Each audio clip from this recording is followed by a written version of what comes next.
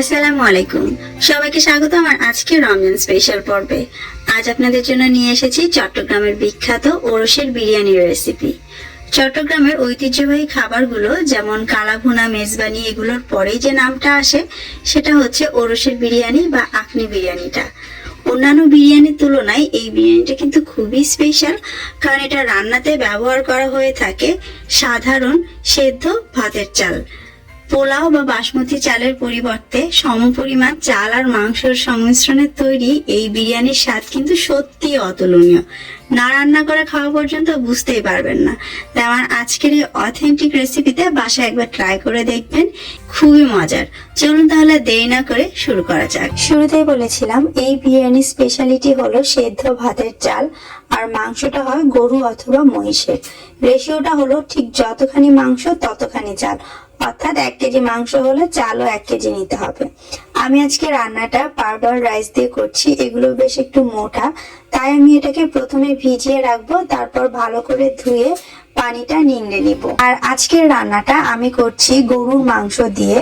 1 KG চালে 1 KG মাংস হলো, আজকে আমি 1300 গ্রাম হাড্ডি চর্বি সহ মাংসটা নিয়েছি। যেহেতু ঘরে রান্না করছি তাই মাংসের পরিমাণটা একটুখানি বাড়িয়ে দিয়েছি। আর চেষ্টা করবেন মাংসে যেন অবশ্যই বেশ ভালো পরিমাণে চর্বি থাকে, তাহলে বিরিয়ানিটা খেতে অনেক বেশি টেস্টি হবে। সেই সাথে এই বিরিয়ানিতে আরো দুটো উপকরণ যোগ হবে, তার মধ্যে একটা হচ্ছে আলু, অন্যটা হচ্ছে ডাবলি বুট। কোনো বাবুর্চি এর দুটোই ব্যবহার করেন, কেউ যে কোনো একটা ব্যবহার করেন। বিশেষ করে আলুটা সবাই দিয়ে থাকেন, ডাবলি বুটটা আপনি চাইলে দিতে পারেন, আবার বাদও দেওয়া যাবে। আমি এখানে আধা কাপ ক্যানের ডাবলি বুট নিয়েছি এবং 6 টুকরা নিয়েছি আলু। এবারে এই বিরিয়ানিতে ব্যবহারের জন্য আমি একটা গরম মশলা তৈরি করব। তার জন্য এখানে আমি 8-9টার মতো নিয়েছি সবুজ এলাচ, 1.5 ইঞ্চি মাপের মোটা 1 টুকরো নিয়েছি দারুচিনি, এবং বড় একটা জায়ফলের 1/4 অর্থাৎ 4 ভাগ করে 1 ভাগ নিয়েছি। বড় সাইজের একটা নিয়েছি জয়ত্রী, 10টা নিয়েছি কাবাব চিনি এবং 1/4 চা চামচ নিয়েছি শাহি জিরা। এখন এই সমস্ত কিছু একসঙ্গে না টেলে আমি ভালো করে গুঁড়ো করে নিয়েছি ব্লেন্ডারে। চাইলে আপনারা পাটায় বেটেও নিতে পারেন। এই সম্পূর্ণ মশলাটাই আমরা আজকের বিরিয়ানিতে ব্যবহার করব। এবারে চলে এলাম মূল রান্নায়। সাধারণত ওরসে বাবুচিরা যে স্টাইলে রান্না করেন আমি চেষ্টা করছি সেভাবেই করার। একটা ছড়ানো এবং মোটা ভারী তলযুক্ত প্যানে আমি প্রথমেই নিয়ে নিচ্ছি 1 কাপ পরিমাণ পানি, এবং এই পানির মধ্যে আমি আধা কাপ আস্ত কাঁচামরিচ দিচ্ছি। মরিচটা সাধারণত আপনারা যেরকম ঝাল খান সেই হিসেবে বাড়িয়ে বা কমিয়েও নিতে পারেন। 1 কাপে থেকে একটু বেশি দিয়ে দিচ্ছি মোটা করে কাটা পেঁয়াজ। কুচি করে কাটতে হবে না, কারণ মাংস সেদ্ধ হতে হতে এগুলো এমনিতেই গলে ভূত হয়ে যাবে। সেই সাথে আমি কিছু আস্ত গরম মশলা দিয়ে দিচ্ছি, তার মধ্যে আছে তেজপাতা, এলাচ, দারচিনি আর লবঙ্গ। মশলার মধ্যে 1 টেবিল চামচ দিয়ে দিলাম মরিচ গুঁড়ো, 1 চা চামচ দিয়ে দিচ্ছি হলুদ গুঁড়ো, 2 চা চামচ দিচ্ছি জিরার গুঁড়ো, 1 চা চামচ যাবে ধনে গুঁড়ো, লবণ দিয়ে দিচ্ছি 1 টেবিল চামচ, পরে স্বাদ মতো আরো কিছুটা দিয়ে নিতে পারেন। 1 টেবিল চামচ দিয়ে দিচ্ছি আমি রসুন বাটা এবং 1.5 টেবিল চামচ দিয়ে দিচ্ছি আদা বাটা। সেই সাথে এই বিরিয়ানির স্পেশাল আরো 3টা ইনগ্রেডিয়েন্টস, সেগুলো হচ্ছে সরিষা, বাদাম এবং নারিকেল। 3টাই আমি 1 টেবিল চামচ ভর্তি করে নিয়েছি, এবং এই 3টা অবশ্যই দেওয়ার চেষ্টা করবেন। নারিকেলটা চাইলে বাদও দিতে পারেন। সরিষা এবং বাদাম বাটাটা আপনাকে অবশ্যই দিতে হবে, আমি এখানে কাঠবাদামটা ইউজ করেছি। এরপরে এর মধ্যে আমরা যে গরম মশলার একটা গুঁড়ো তৈরি করে নিলাম তার সম্পূর্ণটুকুনি এখানে দিয়ে দিচ্ছি। এখানে 1.5 টেবিল চামচের মতো আছে। তারপর এর মধ্যে দিয়ে দিচ্ছি আধা কাপ তেল। যেহেতু আমি চর্বিযুক্ত মাংস নিয়েছি তেলের পরিমাণটা একটু কম দিলাম। যদি আপনাদের মাংসে চর্বির পরিমাণ কম থাকে তাহলে তেলের পরিমাণটা আর একটু বাড়িয়ে দিতে হবে। সবকিছু একসঙ্গে মশলাগুলো ভালো করে মিশিয়ে নেওয়ার পর এরপরে এর মধ্যে আমি ধুয়ে রাখা মাংসের টুকরোগুলো দিয়ে দিচ্ছি। মাংসের টুকরোগুলো আমি রেগুলার কাটে কেটেছি। সাধারণত তেড়িতে যেমন ছোট ছোট করে কাটা হয় অত ছোট করিনি, আবার অনেক বড় করিনি, কাচ্চির মতো একদম মিডিয়াম কাট আছে। মাংসের সঙ্গে এই মশলাগুলো ভালো করে মেখে নিতে হবে। আমি বাবুর্চিদের মতো হাতা দিয়ে মাখছি, আপনি চাইলে হাত দিয়ে কচলেও মাখতে পারেন। চাইলে এটাকে ম্যারিনেট করে রাখতে পারেন কিছুক্ষণ, আবার না রাখলেও কোনো সমস্যা নেই, সাথে সাথেও হাঁড়িতে চড়িয়ে দিতে পারেন। আমি 10-15 মিনিটের মতো রাখবো। তারপর চুলায় বসিয়ে মিডিয়াম হাই আছে প্রথমে এই মাংসটাকে সামান্য একটু কষিয়ে নিব। মিনিট 10 একটু কষানোর পর যখন দেখবো মাংস থেকে পানিটা বের হতে শুরু করেছে তখন এটাকে ঢাকনা দিয়ে ঢেকে অপেক্ষা করব মাংস থেকে আরো পানি বের হবার। 15 থেকে 20 মিনিট আমি ঢাকনা দিয়ে ঢেকে এভাবে রান্না করে নিব।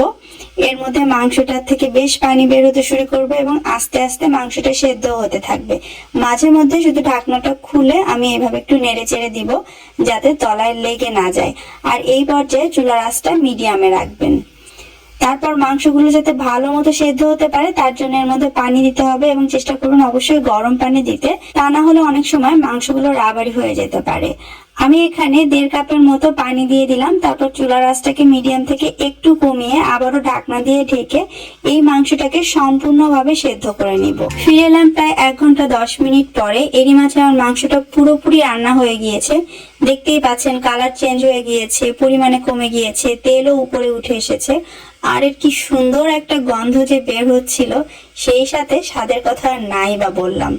মাংসটা একটু আমি চেক করে দেখছি, আপনাদেরকেও দেখায় কত সুন্দর নরম হয়ে গিয়েছে। আমার 1 ঘন্টা 10 মিনিটের মতো সময় লেগেছে। আপনি যে মাংসটা নেবেন সেটার উপরে ডিপেন্ড করে যতটুকু সময় লাগে এভাবে নরম করে মাংসটা রান্না করে নেবেন। আর ওই যে আলুগুলো দেখিয়েছিলাম সেগুলোতে আমি একটু লবণ হলুদ মেখে তেলে হালকা করে ভেজে নিয়েছি, সেটাও দিয়ে দিলাম। একসঙ্গে একটু নেড়ে মিশিয়ে নিয়ে এইবার এর মধ্যে আমি পানি দিব। যতটুকু আপনি চাল দিয়েছেন ঠিক তার ডাবল পানি এখানে ব্যবহার করতে হবে। আমার 4.5 কাপ চাল ছিল 1 কেজিতে, তো আমি এখানে 9 কাপ পানি দিয়েছি। পানিটা ফুটে উঠতেই এর মধ্যে এবারে আমি সেই চালগুলো দিয়ে দিচ্ছি। প্রথমে ভিজিয়ে রেখেছিলাম, তারপর ধুয়ে ভালো করে পানিটা নিংড়ে নিয়েছি। এখন এই সমস্ত কিছু একসঙ্গে নেড়ে মিশিয়ে দিয়ে একদম হাই হিটে রান্না করে নিব যতক্ষণ না পানিটা ভালো মতো ফুটতে থাকে। পানিটা যখন এরকম ফুটে উঠবে তখন একবার তলা ঘেঁষে নেড়ে দিতে হবে যাতে নিচে না ধরে যায়। আর এই পর্যায়ে খেয়াল করবেন চালগুলো কিন্তু বেশ ফুলে উঠতে থাকবে এবং আপনাকে অবশ্যই লবণটা চেখে দেখতে হবে। যদি পানিতে লবণটা চড়া হয় তাহলেই বুঝবেন লবণ ঠিক আছে। আমার মনে হলো লবণ একটু দরকার, তো সেটা দিয়ে নিলাম। একসাথে আবার একটু নেড়ে মিশিয়ে দিয়ে ঢাকনা দিয়ে ঢেকে চুলার আঁচটা মিডিয়াম করে অপেক্ষা করব পানিটা একটু টেনে আসা পর্যন্ত।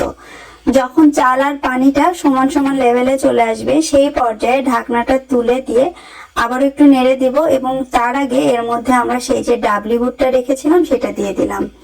সাথে কিছু আস্ত কাঁচামরিচ এবং কিশমিশও আমি এখানে দিয়ে দিচ্ছি। আর 1 টেবিল চামচ দিয়ে দিচ্ছি চিনি, এতে স্বাদটা অনেক বেড়ে যায়। হয়তো জিজ্ঞেস করবেন ডাবলি বুটটা কি আগে দেয়া যাবে না? যেহেতু আমি ক্যানের ডাবলি বুট ব্যবহার করছি তাই এই পর্যায়ে দিলাম। যদি আপনারা ভেজানো কাঁচা ডাবলি বুট ব্যবহার করেন তাহলে যে পর্যায়ে আলু দিয়েছেন তখনই দিয়ে দিতে পারেন অথবা মাংসের সাথে। আবারও সবকিছু একসঙ্গে ভালো করে নেড়ে মিশিয়ে উপরটা একটু সমান করে দিব এবং চুলার আঁচটা একদম লোতে করে দিয়ে এটাকে দমে রেখে দিব প্রায় 20 মিনিটের জন্য। ফিরে এলাম প্রায় 30 মিনিট পরে। 20 মিনিট পরে আমি চুলাটা বন্ধ করে দিয়েছিলাম এবং একবার নেড়ে উল্টে দিয়ে এটাকে ঢেকে আরো 10 মিনিট আমি রেস্টে রেখে দিয়েছি। আর দেখতেই পাচ্ছেন আমাদের বিরিয়ানি একদম রেডি আর কতটা ঝরঝরে হয়েছে। হলুদ এবং অন্যান্য মশলা দেওয়ার কারণে কালারটা কিছু খিচুড়ি টাইপ আসলেও এটার সুগন্ধ আর খেতে যে কি চমৎকার আমি রান্না করার আগ পর্যন্ত বুঝতেও পারিনি। একবার বানিয়ে খেয়ে দেখবেন। কেমন লাগলো আজকের স্পেশাল রেসিপি কমেন্ট করে অবশ্যই জানাবেন। বিদায় নিচ্ছি, ভালো থাকবেন সবাই। আল্লাহ হাফেজ।